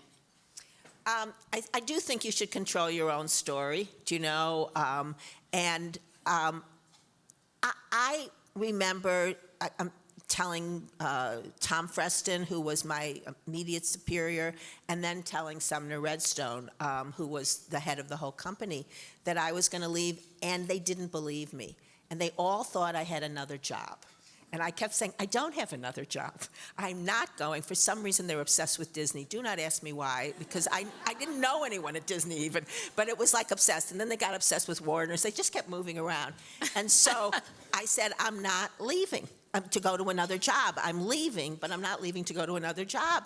And so Sumner Redstone put, a piece of paper in front of me that I had to sign, which I happily signed. I mean, that I wouldn't go to another entertainment company for a decade. Or I don't even know if the document is legal, but I mean, I said, what do you want me to sign? I'll sign it. I don't care.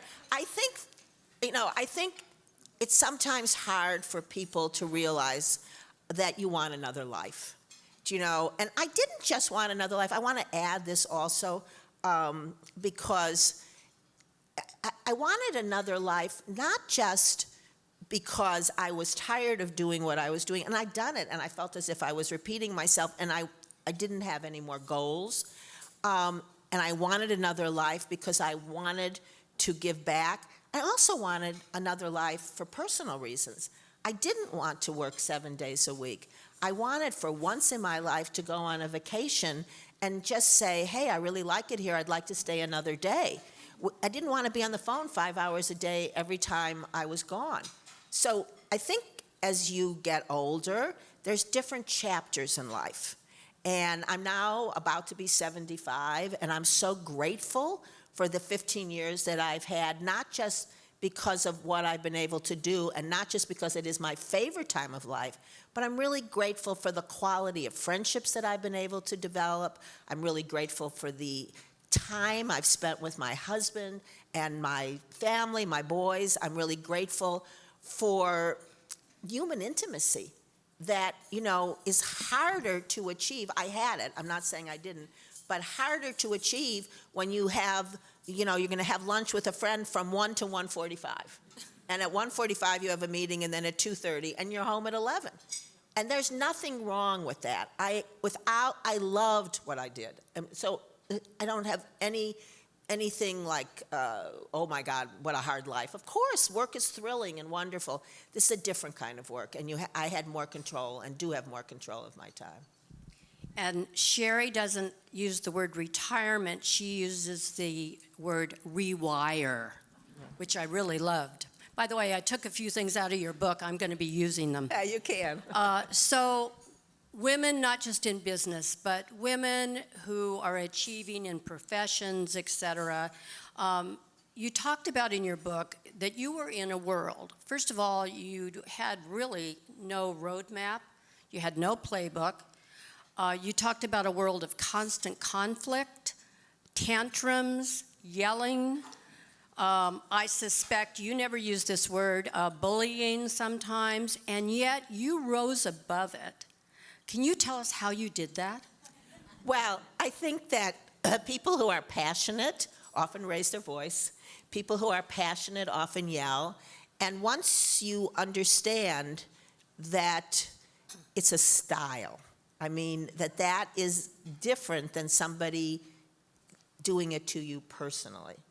And I think the movie business, as any business, and actually I think scientists and movie directors and producers are a lot alike, because you do it for nothing, because you're so passionate about what you do, and it takes a very long time to get a movie made. It takes a long time to get scientific discovery. The only difference is, and I always joke about this when we're doing work with Stand Up to Cancer, or UCLA Health, I always say, only in the movie business, when we'd get in a big fight and everybody would be screaming, we'd say, well, at least we're not curing cancer.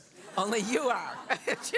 So I think that if you keep calm, you keep focused, and you don't take it personally, and you realize that most of it just comes from passion or frustration, and in some cases from great insecurity.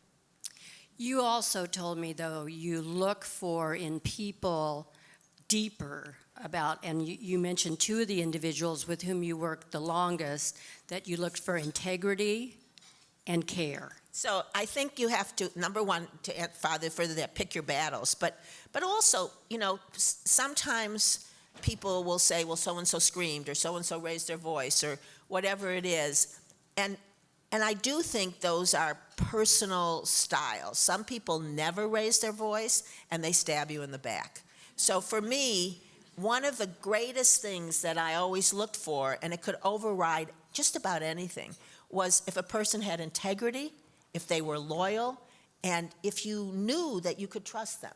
So, people will always say, you know, Sherry worked with, you know, some difficult people.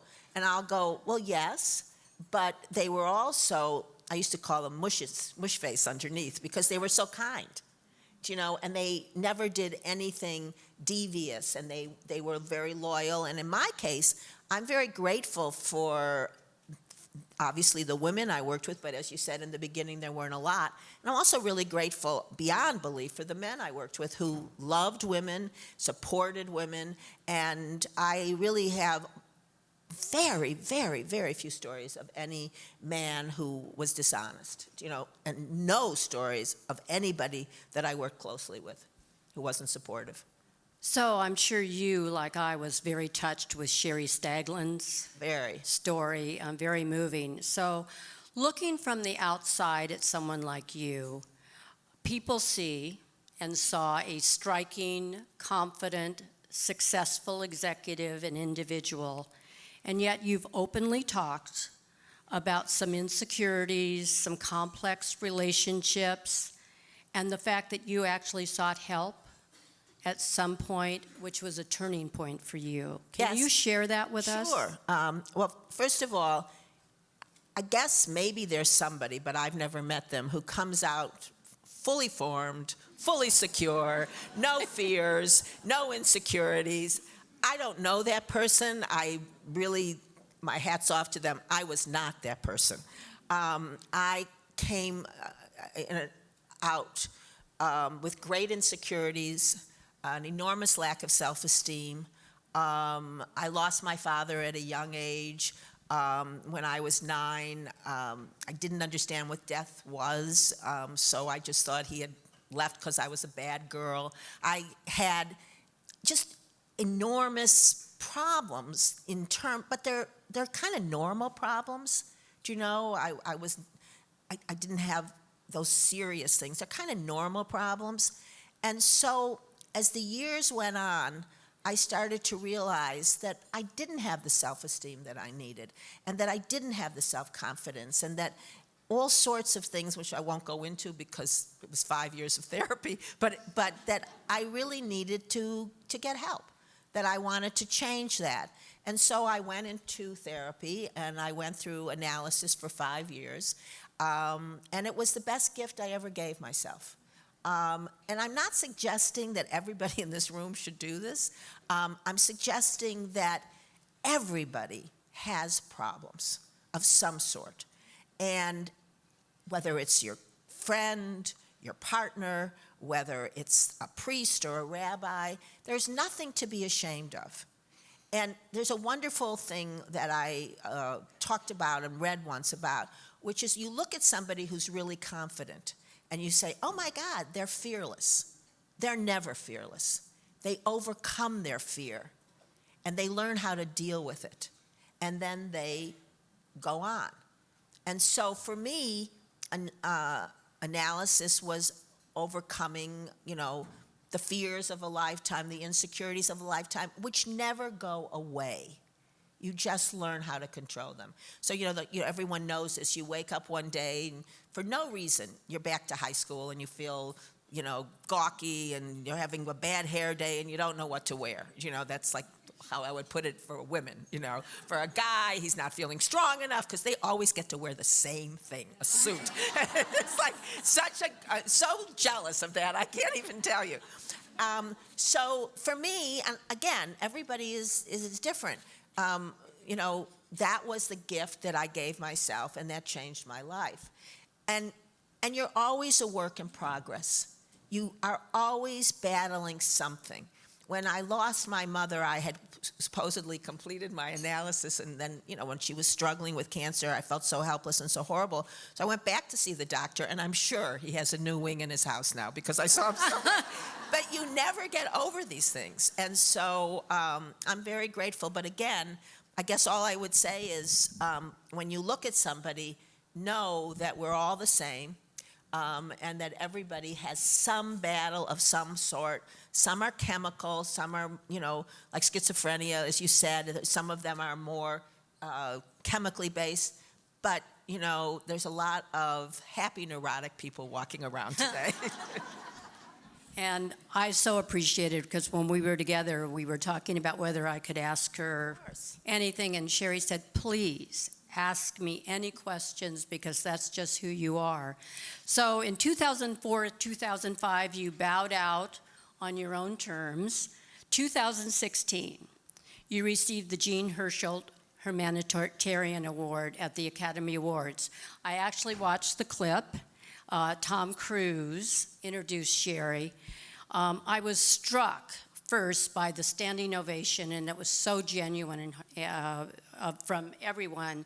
But as they scanned the audience, so many of the faces of individuals with whom you had worked.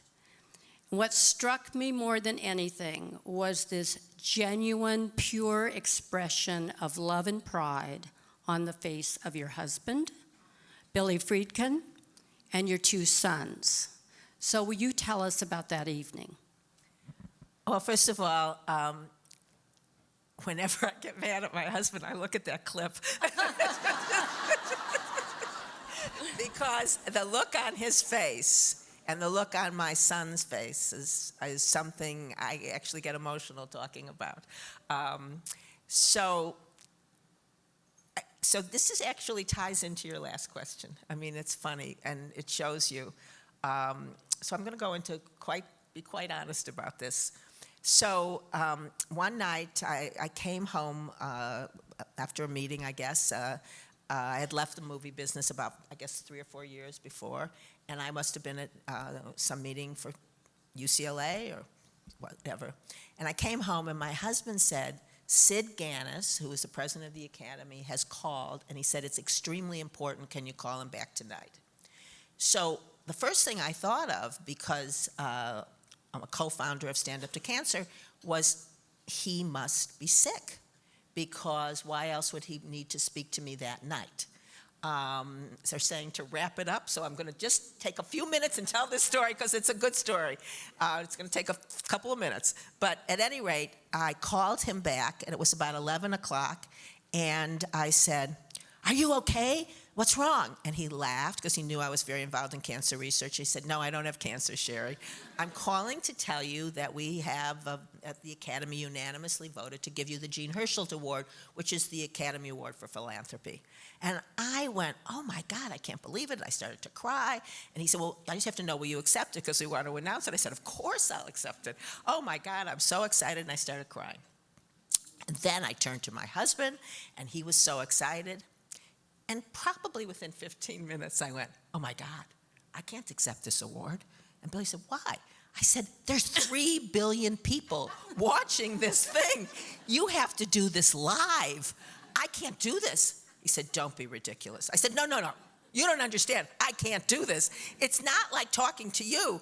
What if I trip? What if I fall? What'll I say? Billy said, you'll get over it. He said, I don't understand you.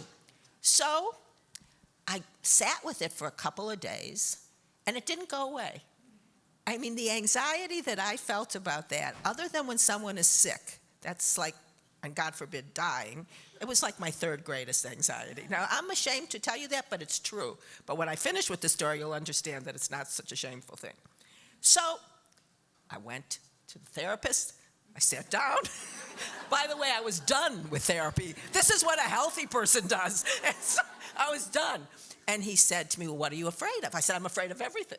So he said, I said, there's 3 billion people. I've sat in that audience. People walk out. They say, how can she be wearing that terrible dress? They say, oh, look how old she looks. I said, they're mean. That's what they are. They're mean when you're watching it. And so I said, I can't do this. And so he said, well, write the speech. I said, I know what I want to say. I mean, it's all of 3 minutes, by the way. And so I write the speech. I come back. I said, I don't feel any better. He said, well, get the dress. So I actually called someone to help me. I never have help. She got the dress. They got someone to put makeup on me. I never do that either. They got someone. I still didn't feel any better. So Billy said, this is ridiculous. I said, it's going to be the worst night of my life. I mean, I am going to screw this up so badly. By the way, this was 8 weeks before the Academy Awards. 8 weeks. After the doctor, this therapist has given up. He says, maybe you should take a pill. I swear to God. I said, what are you talking He said there's a pill that helps people be calm. And he actually said that singers use it. I said, what are you talking about? So then, we were very blessed to have a friendship with I think, the icon of the world, a man named Sidney Poitier, who I just have never seen a better speaker in my whole life. I've never seen anyone do anything better. And he had received the Thalberg Award, which is more for acting, but it's the same thing. So he's a good friend. I thought, I'll go see him. He'll give me good advice. He said to me, God, this is the truth. He said, I remember when they told me I was receiving, this is Sidney Poitier. He said, when I was receiving this award, he said, I was up every night in the middle of the night for 8 weeks. I practiced my speech every night. He said, I had a podium. Be sure you get a podium. He said, I wrote it down. I was terrified. I will never accept another award like that again in my entire life. So I thought, well, if he's nervous, I can be nervous. So at any rate, backstage, before you get it, every single person that you think is so calm.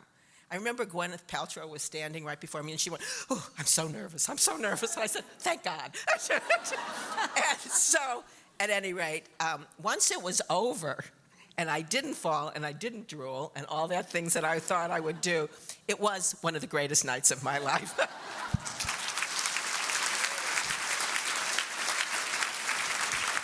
Well, it's a perfect ending for a great time with you, Sherry, and I want you to hear what she said at the end of her acceptance speech. She said, to the members of the Academy, thank you for this extraordinary award. I promise to spend the rest of my life trying to live up to it. That is so you, Sherry, grateful, elegant, and classy. Thank you so much. And I want to thank Carolyn. She's just the best, and has been a friend of mine forever. You did such a good job.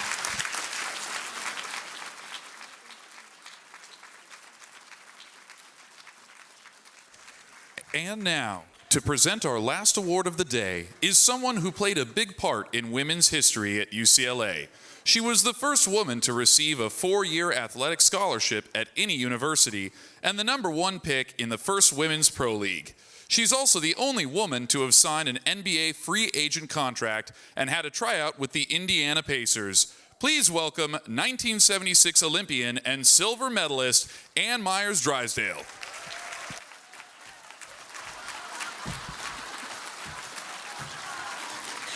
How do you like that, Sherry? You missed that, didn't you? It's those heels. But I have to first say, I am in awe of this room with the passion, the power, the class, and integrity. It's just special. And so to be a part of this afternoon is amazing. And I'd like to thank everyone, because what an inspiring day it's been to hear from so many truly remarkable women. So I'm honored to cap off our day by celebrating a very special person and friend, Valerie Condos Field, or as she is affectionately known as, Miss Val. Valerie is a UCLA alumna, a trained ballet dancer, an author. Her book, Life is Short, Don't Wait to Dance. A breast cancer survivor, a Pac-12 Coach of the Year, a UCLA Athletics Hall of Fame inductee, and one of the finest college gymnastics coaches of all time. But I will say one of the finest teachers and coaches of all time. During her 12-year career, she has totaled over 500 career regular season victories and led her Bruins to 7 national championships.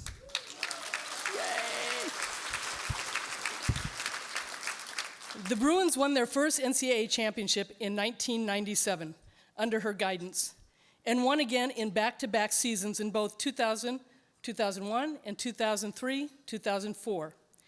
In 2010, UCLA won its 6th NCAA title with a 24-for-24 performance in the Super Six. And in 2018, the Bruins used a record-breaking performance on balance beam to complete an impossible comeback in the final rotation that catapulted them to the 7th crown. Valerie retired as head coach of the Bruins gymnastics team this year, but her impact is anything but over, because her mission has never really been about winning. One of her favorite sayings from Philippians 4:6-7, "Be anxious for nothing and grateful for all things." With legendary UCLA basketball coach John Wooden as her role model and cherished friend, her coaching philosophy was about balance and integrity, and I would say love too.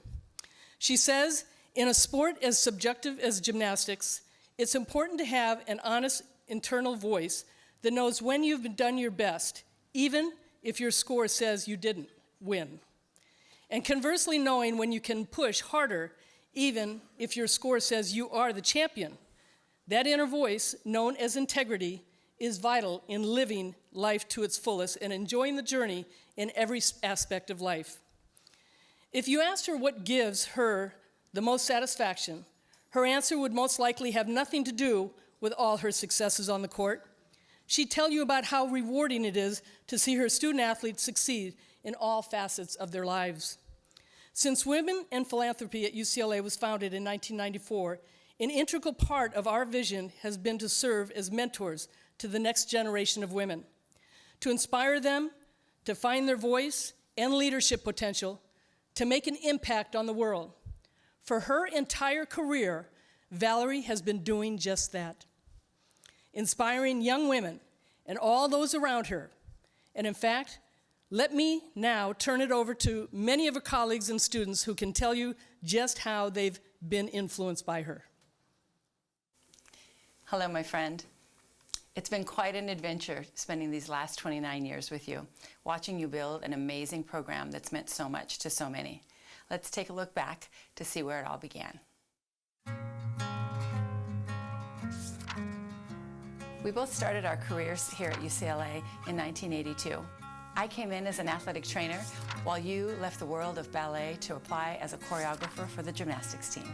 Way, way back, before you were ever Miss Val, I told you UCLA needed a dance coach and that if you took the position, you had to promise to stay until I graduated. You always listened to and respected my opinions, even though I was just a punk college kid. And you taught me a little swagger that served me well over the years. Wherever we went, whether it was a hotel lobby or an airport, there was always some type of performance going on. In 1989, I began working with the gymnastics team, and just a year later, something happened that rocked the gymnastics world. A dance coach with no gymnastics experience became the head coach for the UCLA women's gymnastics team, thanks to a bold decision made by a wise and fearless woman.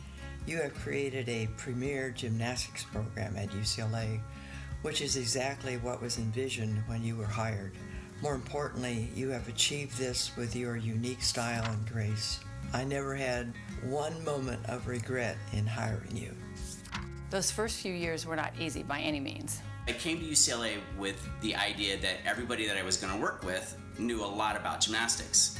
Little did I know that you had no clue what was going on when it came to coaching gymnastics. You learned what not to do with our group. We were kind of your experimental phase, I think. I remember walking into your office one day. You said, "Yeah, can I help you? I'm busy." I did not return for a very long time after that. For the first 6 months, she called me Brian. My name is not Brian, lady.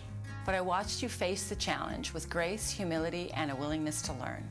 As you discovered the teachings of Coach Wooden and began to implement some of his philosophies, it was amazing to watch you find your own unique voice as a coach. The unique style and incredible artistry that went into the amazing choreography will never be duplicated once you're gone. And that is because when you're watching a UCLA floor routine, you're watching two souls dance. That of the gymnast and that of you, Miss Val. The impact that you had on me to come to UCLA, Valerie, was your uniqueness. I knew that you weren't going to change who I am. And you celebrate the difference. You celebrate the unique. You and I drove to Cal State Fullerton together in your white T-Bird, discussing how and why UCLA had never won a national championship. And we wanted to do it. And then we won our first national championship. Valerie Condos and the Bruins win their first NCAA title. You never asked us to win, but you gave us the courage and the will to prepare to win. It was a moment of pride. Not just because we made history, but because I was proud to be a Bruin, and I was proud to be your athlete. With the following year came another life-changing milestone. Hi, my love. I just want to say that being married and spending the last 21 years with you has been nothing short of incredible. Coach Wooden often said that the two most important words were love and balance, and you've brought both of those to my life in a big way. The UCLA team grew into a true gymnastics superpower. And with that success, you had the freedom to focus on transforming the lives of these young women that we had the responsibility of taking care of at the most influential period of their lives. I'm so grateful for your willingness to be there for us as a mentor who really truly wanted us to be our best inside the gym and out. All those lessons about communication, accountability, and life after gymnastics is something I've instilled in my life ever since. In 2001, we faced the greatest challenge of our careers to date. I still remember when you called me the morning of September 11th, 2001, the first day of practice of our new year. I had flown in the night before, the last flight out from Pennsylvania. I remember you telling us that it was okay to be worried, it was okay to be scared and not know what was going on. And seeing the vulnerability, I think, helped the most. And we went around the room asking each other, why should we do gymnastics when there's so much pain and suffering in the world? And the simple consensus was because we could. Right then and there, fear turned into purpose and gratitude. Among the many life lessons that you've imparted among these young women on our team, you always prioritize their education at a world-class university and making a positive impact on the world around them. You made college gymnastics a microcosm for life. Thank you for preparing us all for life after gymnastics and reminding us that life is about choice. Thank you so much for all your guidance and your wisdom. I wouldn't be the person that I am today without your love, support, and guidance. You really changed the course of my life forever. I don't know where I'd be right now without you. You really helped shape me into the woman I am today with all of your life lessons. Thank you for teaching me the importance of relentlessly pursuing excellence and for acting as if. You have taught us some of life's greatest lessons, and we're forever grateful. Thank you so much for your patience with us as we grew from girls to women.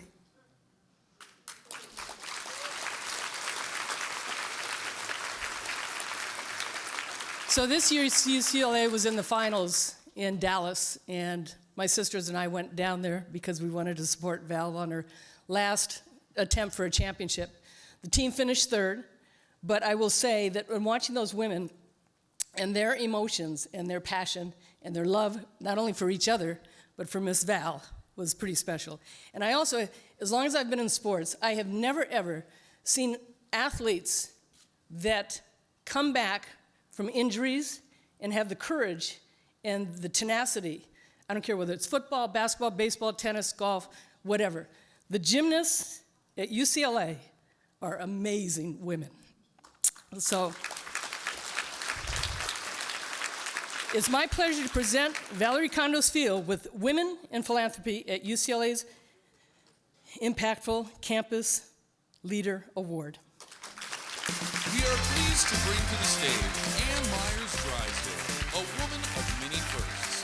The first female. Watch that step. Watch that. Watch that line. I live in heels. She lives in tennis shoes. It's all good. I love you. Wow, I had not seen that. Okay, everything that I was going to say is out the window. Okay, first of all, I want to say thank you all. My insides are like this right now because I am trying to balance humility and exuberance. And so my body doesn't know what to do with this right now. I'm feeling like you felt standing backstage going out. For your award, to say that I'm honored is really a gross understatement. How I got here, you heard all of that. That's why I said it's all out the window, because everything I was going to say you just saw in this video. But I was a ballerina who came to UCLA in 1982, and I was asked to be the head coach of gymnastics, and I'll never forget looking in Dr. Holland's eyes, and I don't know if all of you know who Dr. Holland is, but she is the godmother of Title IX. She's the reason why. She's the reason why so many women have coaching jobs now. And I'll never forget when she said, we're going to make a change, and we would like for you to be the new head coach. That's what I did for about 30 seconds to a minute. And then I literally laughed out loud and I said, you understand I don't know the first thing about gymnastics.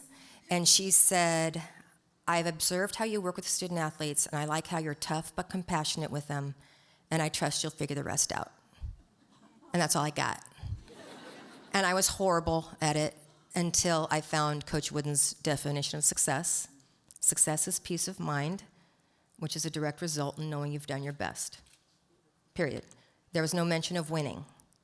And having not grown up in the world of athletics, I was like, well, that resonated with me. So I'm going to work on being the best me I can be every day, and hopefully I'll be able to honor this job. And that's honestly when things started turning around and we started winning. Had the greatest mentor any human being could ever pray for, and that was in John Wooden. And since then, I'm literally going to skip over everything else I was going to say. I just want to say this institution is absolutely the greatest academic and athletic institution in the world. And good job, Chancellor Block. And I say that because I've been here since 1982, have been the head coach for 29 years. When you start winning, everybody comes after you with a lot more money and a lot more cost of living. And even, like, my family's from Northern California, even to be able to go up to Stanford and be recruited by them. And there was one reason why I chose to stay at UCLA. And that is because, dun, dun, dun, like, do you feel it? Every day that I walk out of Lot 4 onto Bruin Walk, there's an energy and there's a pulse and there's a vibrant energy that surrounds all of us. And that energy, that heartbeat, comes from the student body that choose to come to UCLA. And they choose to come to UCLA because of our faculty and our staff and our research programs and our philanthropy. So when I started thinking about, did I want to go to another university, and I knew I didn't, but I had to figure out my why didn't I want to go, I started realizing that, you know what, UCLA is hard. Academics is hard. We're one of the top academic institutions in the world. Athletics, we're the greatest athletic family in the world, in the history of athletics. It's hard, which means your social life is hard. And the cool thing about this is not just the student athletes, but the students that choose to come here. They don't look at all of that as suppressive or oppressive or anything negative. They look at it as a challenge and as an exciting challenge. That is the vibrancy and this pulse that we feel on this campus. That's what we feel in here today.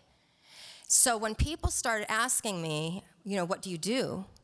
Instead of saying I coach gymnastics, I say I develop champions. I develop champions in life through the sport of gymnastics. And if I do that well enough, that's going to translate to the competition floor, which it has.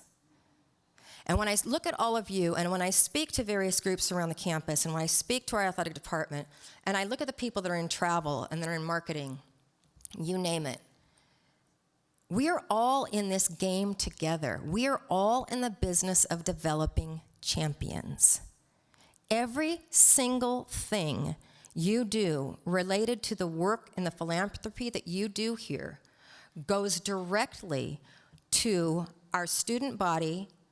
Even when it goes to research, it's going to those scientists that are helping to mold the scientists of the future. We are developing not just champions, but superheroes.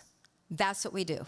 So from now on, when anybody asks you what you do, the first thing you should say is, I develop champions. I know, I'm gonna end on that. I like that. So, thank you very much. Unbelievably proud to be representing and standing up here. And I'm so grateful to be here because as of May 20th, I am no longer retired. I am rewired, Sherry Lansing. So let's go.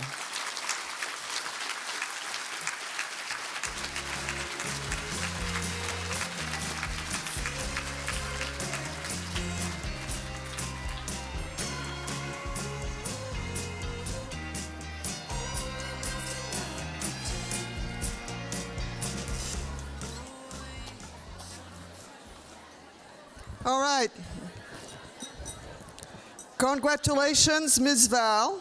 Thank you, Chancellor Block, for joining our celebration.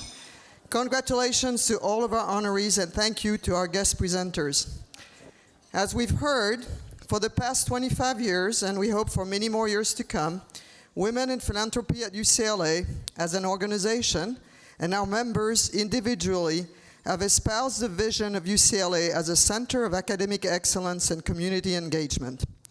We have given our hearts, time, and resources to fund space exploration, breakthroughs in medical care, the development of environmental and social justice policies, the creation of new works of art, the study of humanities, language, and human history, and let us not forget, as Ms. Val just said, the nurturing of student athletes. With 43 of UCLA's 118 NCAA championships won by Lady Bruins since Title IX allowed us to compete in 1982. And the last two championships that we won this year were by the women beach volleyball and the women's softball teams. And many of our coaches are extraordinary women, several of whom are here today. So congratulations. We have sponsored research projects, endowed faculty chairs, graduate student fellowships, and undergraduate scholarships. Many of the signature buildings where the homes of our students and faculty would not have been constructed without our donations. However large or modest our contributions may have been, we have made each dollar count. I think we're entitled to take some credit for UCLA's recent ranking as the #1 public university. I could not be more proud and honored to be part of this group of passionate and dedicated women who are committed not only to personally make a difference, but also to teach a new generation. As Judith announced earlier today, giving back is not a choice, but a responsibility and a privilege. In that respect, I'm delighted to announce that from your generous contributions and the proceeds of today's event, we will be able to make a significant donation in support of the Philanthropy at Civic Engagement class. We are a long way away from having an endowment, but at least we're making a little bit of progress in that direction. In closing, I would like to thank again our incredible planning committee and staff, and all the development staff and students that were volunteers at this event today. Happy 100th anniversary to UCLA, and a happy 25th anniversary to Women in Philanthropy. Thank you again for joining us.